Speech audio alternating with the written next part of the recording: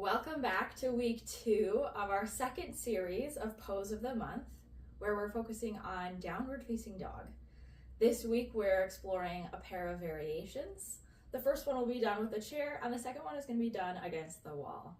So grab a chair and let's get started with our first variation. So just like in our foundational video, we're going to start in a high plank. So you're going to bring your hands onto the base of the chair, stepping back and lowering the hips until you're in a nice strong line. And then I want you to spiral your arms so that your elbow pits shine forward before you then shift your hips up and back, coming into downward facing dog. Now, you may have the heels touch the floor in this, or you may not.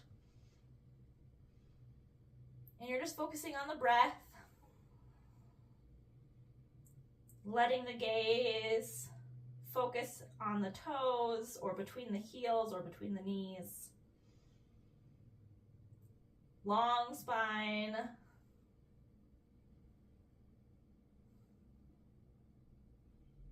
And after a few breaths, go ahead and come back into your high plank before coming out of the pose. For our second variation of downward facing dog, we're going to come to the wall. So go ahead and turn to face the wall, where we'll begin in a modified plank. You're going to stand about 2.5 to 3 feet away from the wall, depending on how tall you are. And then your hands are going to be resting on the wall in line with your shoulders.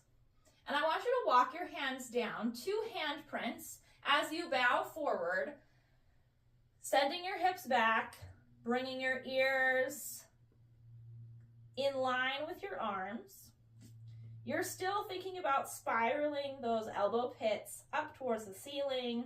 You're still thinking about actively pressing your hands into the wall, your feet into the ground. Working to create those strong lines from hips to heels and from hands to hips. Focusing on the breath. And then when you're ready, come back out of it.